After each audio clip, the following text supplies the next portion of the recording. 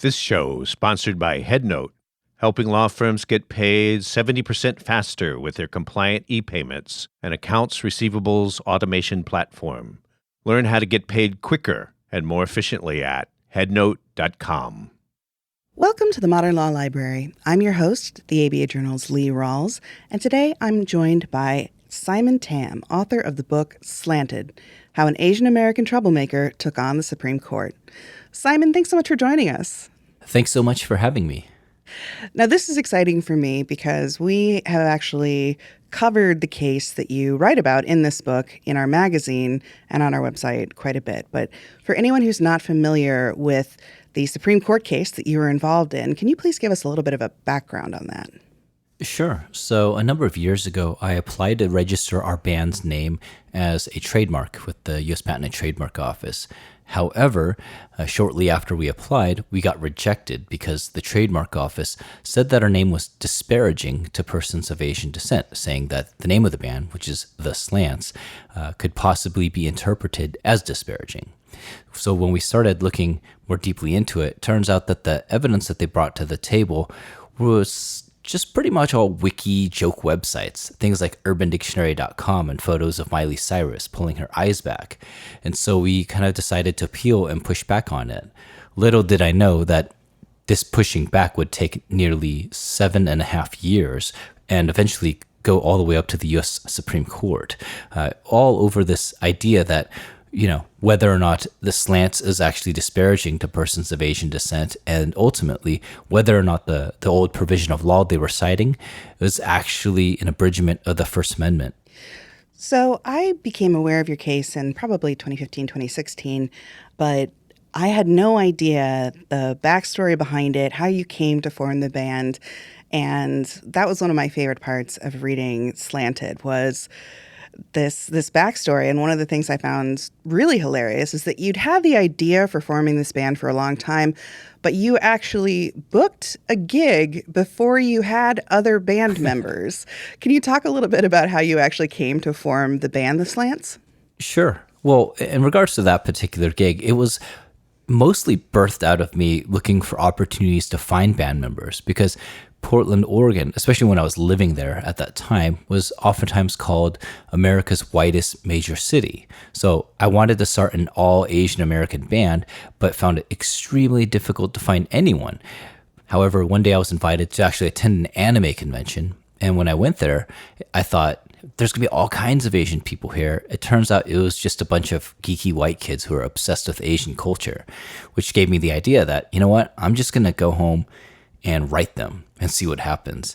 And so I wrote the convention saying that I had a band, which obviously I didn't. It was just me. And, I created a MySpace page and used photos of my favorite actors from different Hong Kong films to like kind of get my foot in the door. And they immediately said yes. They're like, yes, you're going to be our headlining act next year, which really kind of put the fire under me to recruit. And so I used a combination of Craigslist, posting flyers in Asian supermarkets, and just kind of working the internet as much as I could until I finally had enough people to actually put together that band, just about 2.5 months before that anime convention popped up again. So it ended up working out okay. We even had a couple of shows to kind of work through any kinds of hiccups on stage first before we took the stage at this major anime convention. So now let's come to the actual name of the band. What came first? The band that you finally assembled, the idea to start the band, the name, the Slants? How did you find that name and think, you know what? Yes, that's going to be our name. We're going to reclaim that. It definitely began with the idea of the band first. The idea came to me when I was watching the film Kill Bill. This was April 2004, the day that the movie came out. I bought it on DVD. And as I was watching the movie, there's this very particular scene where this woman named Oren Ishii walks into a restaurant with her crazy 88s. It's the Asian mafia or gang that she led. Now, for me, it was such a powerful moment in the film. Like, I just paused it right there in the middle of it, trying to figure out why I was being affected by that. And that's when I realized that it was the first time I had ever seen an American-produced film that showed Asians as cool, confident, and sexy. And then I thought, if Hollywood is bad, well, the music industry is far worse. And so that's where the idea was really birthed. But, for anyone who wants to start a band, like it's almost band 101. You got to have a name. And so I started asking all of my friends in Portland, what's something you think all Asian people have in common? And of course, they would immediately say slanted eyes. And for me, I thought this was really interesting because, it was these facial features, these eyes that I have that got me beat up again and again at school. It made me filled with shame. And since I knew Asians are the most bullied group in America, that I couldn't possibly be alone in this. So why not change it and make it a statement of empowerment instead? And that's where the idea for the Slants was born. I was like, we could sing about our perspective or our slant on life of what it's like to be people of color, all while we reappropriate this kind of outdated idea or stereotype that we all have slanted eyes. So one of the themes I hear you saying in that, and definitely it comes through in the book, is that while you love music, you love the music, you love at least parts of life as a touring musician, behind this was also this activist agenda, this social agenda, the idea that you wanted to make a difference in society. How do you think your journey through the band and, ending up as one of the names in this really famous Supreme Court case, what's your journey been like from, hey, I'm going to start this band, hopefully it's going to help some bullied Asian kids, to today in 2019? I mean, I would really say it was desultory and totally random charity. I mean, from an outside perspective, I just wanted to start a band to provide representation. I'd never kind of came in at this with this intention of being this social political act. But very quickly after starting the band, I would get handwritten letters sent to me from kids throughout the country saying, thank you. Thank you for existing. Thank you for sharing your stories of being bullied and for showing me that I could be much more than I thought. And when that started happening, it was like this light came on. I realized that, we were going to be judged by this, whether we wanted it or not. We needed to be held accountable for our actions. So that's when I really started getting involved with social justice work. I started enrolling in classes on counseling because we were talking to kids that were dealing with actual trauma, and we started just kind of getting involved with a number of organizations, wherever we could find, wherever we could use our platform or our name to kind of drive attention or energy into a cause. I just would kind of stumble into various causes and would go ahead and do that. Of course, this kind of culminated with the fact that we got rejected for our trademark by the government. We were already doing all this work in our community, but when the trademark office said, no, your name is disparaging to persons of Asian descent, and no, we don't need to talk to a single Asian American to make that decision for you. We know better than your community. Our community really stepped it up at that point and really kind of worked with us in all kinds of interesting ways to incorporate our work and our message and our music into the things that they were doing. So, I mean, even though I didn't intend on doing all this from the beginning, I guess if you look at it from this kind of bigger picture view, it was almost like it was destined to happen, because the idea of starting an Asian American band in of itself is a form of activism. I believe it's a declaration, it's a statement. And when you do stuff like that, the world will react in all number of ways. And so one can choose whether to continue pursuing that and finding ways to incorporate ideas of justice and the values of compassion and empowerment, or we could walk away. And for me, I decided to stick with it. I definitely want to get back to talking about the nonprofit work that you guys are doing. But first, I'd like to circle back to the first time when you had the idea, let's register our trademark. And then you found out that the registration had been rejected. And you tell the story in the book about your first lawyer, Spencer Trowbridge. And you don't sound like the ideal client, because you were involved in a dispute with a conference, it sounds like, over some unpaid fees, and you would, shoot off emails to them before Spencer had a chance. And as I was reading it, I was chuckling and just thinking all the lawyers in my audience would kind of get a kick out of that. I'm sure they've had similar clients. But when you were just starting out and thinking, well, this will be, this is a little expensive. It's a few $1,000s, but good to get it registered. What was that like? And how did you respond when Spencer had to come back and say, you know what, you guys have been turned down. What would you like to do next? Well, originally I thought it was a practical joke. I mean, I never heard of a law such as that because I was like, there's all kinds of offensive stuff out there. Like, I mean, give me a break. Are you kidding me? Like, why would they find our name disparaging? At that point, we had already been on the road for nearly 2 years and working with pretty much every Asian American social justice organization in North America. And not once did we ever have like an issue with our name. So it just caught me by surprise. And then when he started reading to me the old bit of law, Section 2A of the Lanham Act, which says you can't register marks that are considered scandalous, immoral, or disparaging, I was like, okay, well, who did they find who was actually disparaged by our name, by our work? And when he responded, no one, and told me that they just found an entry on urbandictionary.com, I just thought about, I was like, you can't be serious. But of course, he was serious. And I just thought, I guess they just don't understand it. They don't get it. And, after having kind of a longer conversation with Spencer, we decided to appeal. We thought, okay, this person just doesn't get it.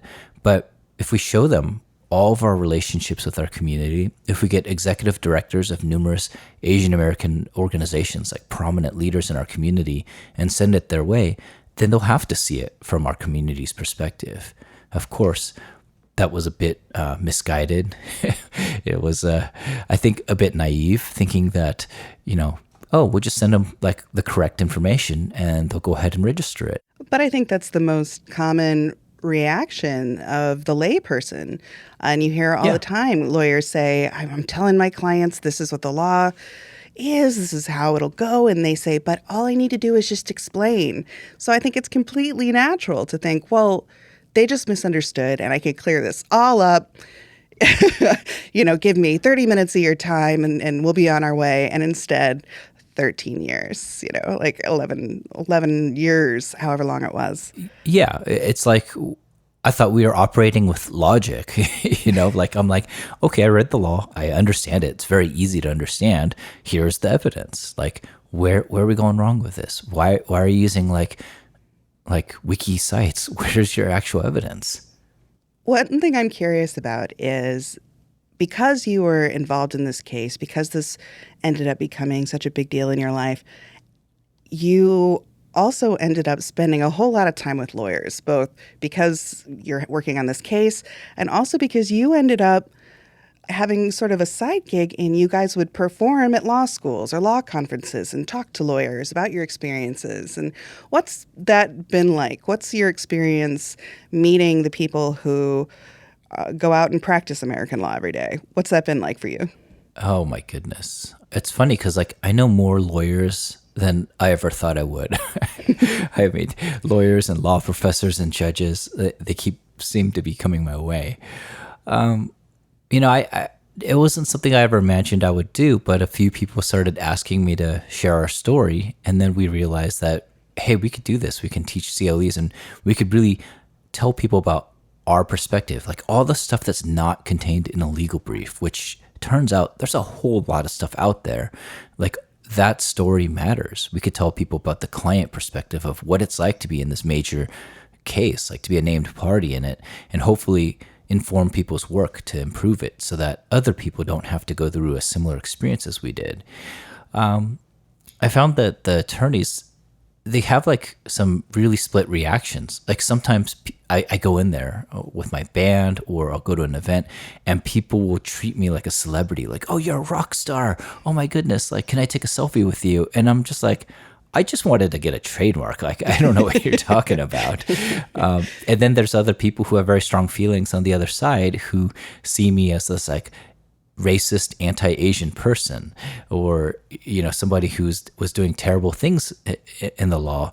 And it's funny because when I get to share my story, when I kind of explain the process we went through and everything that we tried to get the trademark office to give us the registration, almost always they changed their position. They might even be very familiar with my case, but the moment they start speaking with me and they start seeing the work that we've done with our community, they're like, oh my goodness, like how could anyone in their right mind think this band was disparaging? I mean, the fact that we worked with like President Obama and his anti-bullying campaign to reach out to Asian Americans. It's like, if the government really believed that our name was racist, why would they ask us to do that? And let's talk a little bit more about that work that you've done in the community. I think we've come to the place where I'd love for you to talk about the foundation that you guys started. And you and I are speaking today. It is July 10th, and the band made a big announcement that's sort of related to this. So could you give my listeners some of that news? Sure. So today we announced our final show, which is going to be on November 2nd in Seattle. It was a very long process to make that decision, and kind of a very bittersweet one. I mean, I've been doing this band for over 13 years, and so obviously it's a huge part of who I am. It's part of my identity. It's the thing I'm, wake up every day thinking about. But I also realize that we can't keep on doing this forever. We can't keep on touring as a rock and roll band. Different band members are starting families. I'm getting also very tired of living on the road all the time. And so we thought that's not a sustainable career anymore for us. But what we can do is use our band name, use our platform as a way to lift up other people. So we started this nonprofit organization to provide scholarships and mentoring to other artists of color who want to incorporate community activism into their work. And what's great about that is that we get to support work that isn't just in music, but also theater, dance, comedy, film, whatever area of the arts that someone wants to choose to kind of partake in. And if someone has like something really important to say, we could be there to help elevate that and use all of the networks that we have, all the connections we have to raise money for them, to build connections and to really help them out. And I think for me, that perhaps more than a trademark registration is definitely a legacy to be proud of. We're going to take a quick break to hear from one of our sponsors, and when we return, we'll hear an excerpt from Simon Tam's book, Slanted. Hey, law firms. Getting paid is fantastic, but dealing with accounts receivable is such a pain. What if there was a better way? Enter HeadNote, an industry-leading compliant e-payments and AR automation system. Their unique blend of features cuts through the noise and helps you to get paid 70% faster. Skip the paper checks, spreadsheets, and awkward calls to overdue clients. Get paid faster with less effort. Visit headnote.com for more information. Welcome back to the Modern Law Library. I'm your host, Lee Rawles, here with Simon Tam, author of Slanted. Simon, could you please read an excerpt of your book for our audience? Absolutely. So at the point of this story, I had already been doing the Slants for a couple years now. We've gotten some incredible response. I mean, we were getting play on a lot of radio stations. We were touring frequently. But at the same time, it was draining because I had all these legal fees. I was reading legal briefs and trying to deal with possible turnover in my band because, people sign up to be in a band, not like a legal entity. And just kind of dealing with all these kind of different problems that were arising. Well, around that time period, because we were in the news so much, a major record label reached out to me. And not just like any label, but like it was the label I dreamt of being since I was a little kid. Like I actually wrote to them when I was 9 years old, asking for the mailing address of one of my favorite bass players because I wanted to tell him that I wanted to play bass because of him. And so when they reached out to me, it was like unbelievable. I mean, I thought we just like won the Powerball. But the problem is when we sat down, when I met with the rep and they handed me the contract, it came with this clause. The clause was that they wanted us to replace our lead singer. And the deal was pretty much contingent on this multi-million-dollar deal on the fact that we needed to replace our Asian lead singer with someone who was white. So in this scene, I'm staring at the contract and this is where it is. I looked at the contract in my hands and looked back up at him. It was almost like he was reading me. He chose his next words carefully. I know this is your dream, a dream you've had your entire life. I've heard you talk about it in interviews. You could do something amazing for your community, but on a much bigger scale. Don't you want to be able to take care of your family? If you sign this, your parents could retire right now. You could take care of them, and they wouldn't have to work ever again. I started thinking about everything that I owed my parents. Each of them worked so hard their entire lives. My dad had been working 2 jobs since the age of 11. I remember that they let me drop out of college to tour in a punk band just because they wanted to see me happy. My mind flickered to the many nonprofit organizations and causes that I cared about. I could do a lot of good with this. I could take care of my band, even Aaron, my lead singer, by giving him a huge share even if he wasn't in the band. I'm pretty sure he wouldn't mind receiving royalty checks for the rest of his life. But then, my mind drifted back to the letters I received from Asian American kids who wrote me in those early years, thanking us for our work. I started the band because of representation, because I was tired of watching Hollywood whitewashed roles and what that meant for people of color. I wanted to create an opportunity for Asian American musicians to be their whole selves, to live their values without compromise. My parents wanted me to be a doctor. Instead, I got into rock and roll. They wanted security and stability. I wanted social change. But when I thought about what kind of person they wanted me to be, regardless of vocation, I knew the answer. They wanted me to be a man of values, one who followed his heart. I stared intently across the table as I firmly held the papers in my hands. Yo, that's racist, and you're wrong. I'm going to prove you wrong one day. I tore the contract in half, stood up, and walked out. Yeah, that was quite the scene as I was reading the book. I may have punched the air a little bit on your behalf. When you were writing this, this is a memoir. Obviously, probably most people come to it because of the court case, but your life is not just about a court case. How did you decide what you wanted to include in this story to give people really a feel for not just, okay, this is how the court case went, but also your own life? Well, when I started thinking about the story, and of course, it kind of wraps around that journey to the Supreme Court, I started thinking, like, what's that story actually about? Like, what are the themes that are really there? And I realized it's really about dignity. It's about this ability to make a choice. But it's also about identity, like the power of being able to choose something like your own name or how you identify yourself and what that meant. And as I started thinking about my life, I realized that I didn't always have the opportunity to choose my identity. And it wasn't until in recent years that I really kind of adopted this identity of being an activist. And so I wanted to have a story that wrapped in all those kind of bigger ideas. So for people who are like not trademark geeks, people who didn't really know the court case, that they would still find something in that as well. Because I think for everybody who's living on this planet, we all can connect with this inherent idea of like identity as dignity. And for the many lawyers and law students and people working in that area that I speak with on an annual basis, I wanted them to see their work through a different lens. Like, it didn't matter if they're just shuffling paperwork or maybe representing someone, even at the Supreme Court. I wanted them to see their clients as something more than just a case, more than just a legal brief or someone to represent. I wanted them to realize that when people get dragged into major court battles, they bring their whole selves, whether they want it or not. It's not just like a financial drain in terms of legal costs. It's also a cost of time. I mean, I spent almost a quarter of my life in court, and I didn't even commit a crime. And it also was an emotional drain. I mean, my parents were constantly worried about me because it was just weighing on me all the time. And I couldn't even, I felt like I was living under a microscope.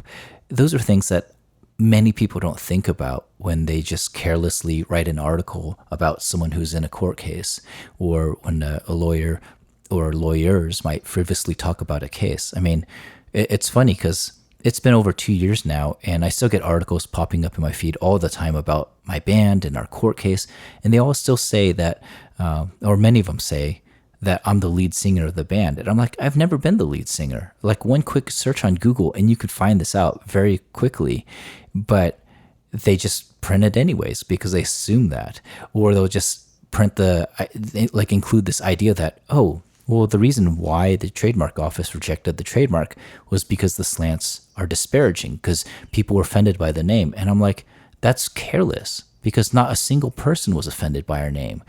Like they rejected it because they thought it might be offensive, they might be disparaging. And that's a huge difference, especially when one is already engaged in like nonprofit work or anti-racism work. To have accusations with the weight of the US government behind it that I'm racist towards my community, that means something. And I want people to think more deeply about like what words mean, what the weight of those words might be. When you talk about, this is a quarter of your life and you're spending it in court, I really wanted for you as a reader to have a moment where it was basically Mr. Smith Goes to Washington and you got to Yeah. get up in front of the Supreme Court and pound your fist on a table. But that wasn't what it was like. What was it actually like to attend the arguments of your case at the Supreme Court? I mean, I will say I grew up watching courtroom dramas. And I dreamt of that, things like you can't handle the truth, or like I could bring in some kind of dramatic thing. But the irony is that I was fighting for freedom of speech. And in that courtroom, I couldn't say a thing. I had to sit there and be silent.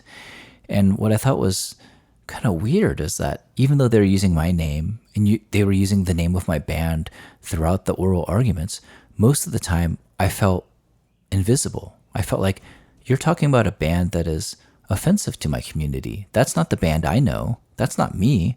Like, we partner up with organizations all across this country to lift them up. I don't know who you're talking about. And so it just felt so disconnected from everything. And you weren't even guaranteed a seat at those oral arguments, were you? No. For many months leading up to the oral arguments, I thought our band would have to sit out on the street all night and wait in line like everybody else to try and get in. It wasn't until maybe 2 weeks beforehand that our attorneys confirmed that they could get us like tickets. Our name would essentially be on the list to go in. But right up until that point, I was ready to do it. I was like, okay, we'll go there with sleeping bags and we'll just wait out. I mean, it's like winter in DC, so it was not going to be pleasant, but we would make the most of it. Thankfully, we could go in. But even while we were in there, it wasn't like I could sit anywhere near my attorneys. Like, they have these two tables where the different sides are arguing from, and behind them are rows and rows of seats for members of the court, or people who kind of essentially paid to be a member of the court. Behind that are all the pews where everybody else could sit. And in that section, in the second row of that section, that's where they placed me. And so they didn't even want me near my attorneys. And that it just felt like they were so bound by this particular tradition and almost passive aggressive kind of actions, but I couldn't call it out. I couldn't stand up and say things. I couldn't say like, you're wrong. I will say there was one redeeming moment, and that was about halfway through the oral arguments.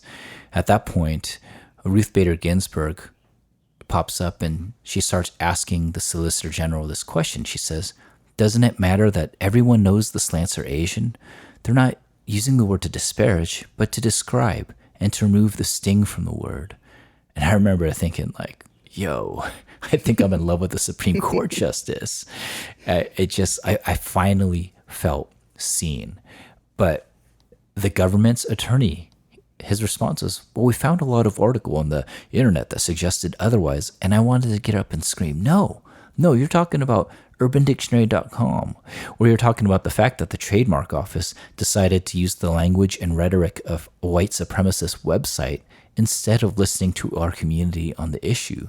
But of course, I couldn't say anything. We had to just let that stand as if that were inherently true.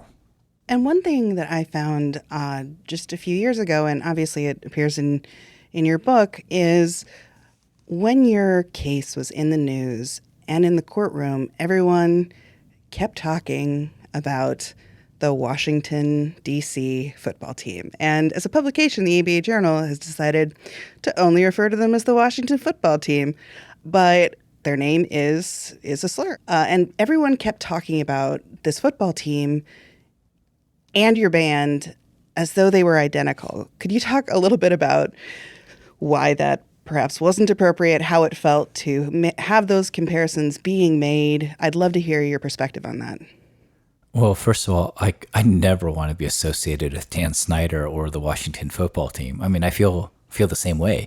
I have many friends in the Native American community and First Nations who believe that the name is racist and that it's extremely damaging. And for many years, I've supported movements to try and get them to change their mascot.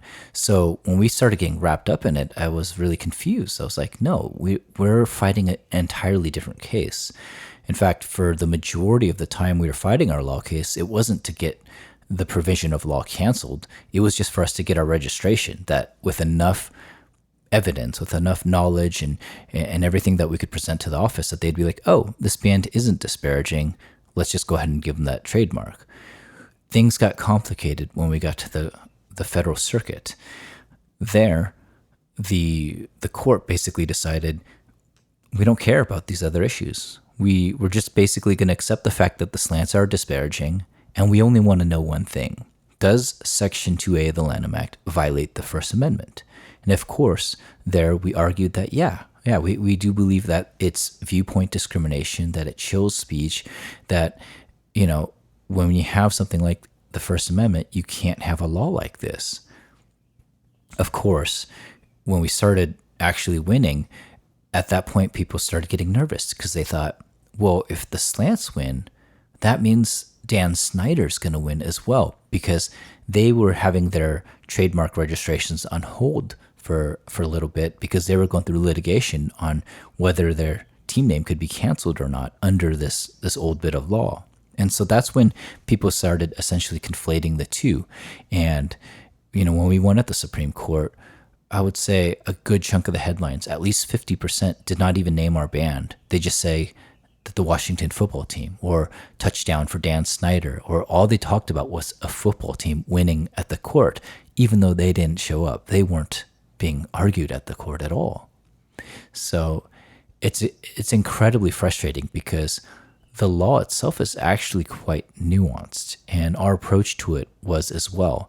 But people wanted a quick headline. They wanted something they could grab onto, and that created a lot of controversy and a lot of other problems because, for us, most people didn't realize that even if we lost and the lawsuit against the Washington football team was successful and they got their registrations canceled, even if that happened, the football team would not be obligated to change their mascot or their name.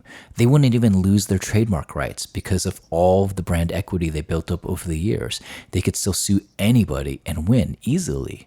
And so that was going to be a victory just in principle. And I was like, if you're not even going to get the thing that you're seeking for through this process, but this law at the same time is actually hurting people from marginalized communities, then we need to reconsider that legal strategy. But that's a very kind of complex notion and one that doesn't play out well with headlines. It does not, but you and your case were in the headlines again within the last couple weeks because the Supreme Court heard a different case that was addressing a different part of the Lanham Act. For your case, they had to decide that the word disparaging, you could not deny registration because something was disparaging. And in this other case that we've also written about in the ABA Journal, and I'll include links on our website if anyone's interested, I'm going to attempt to say this person's name, Iancu V. Brunetti, was challenging the idea that you could not register a trademark if the Patent Trademark Office found it immoral or scandalous. Do you have any insight into this case? Were you following it closely?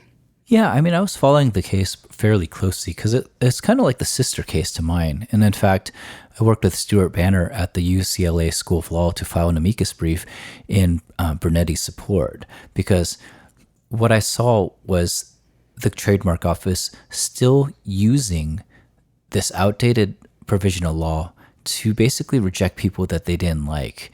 And that is an inherently un-American, un-free speech kind of thing they do. For example, they were claiming to defend people, but they weren't actually doing that. The way they applied the law was extremely erratic and inconsistent. Some friends of mine in Seattle, Washington, it's a feminist rock band called Thunderpussy. They had their registration denied because the trademark office said that's too scandalous for women to use that term. Yet, when all these porn companies wanted to register that same term, the trademark office had no problems with that whatsoever. Or with Brunetti's trademark in question, it's FUCT. He says it stands for Friends You Can't Trust.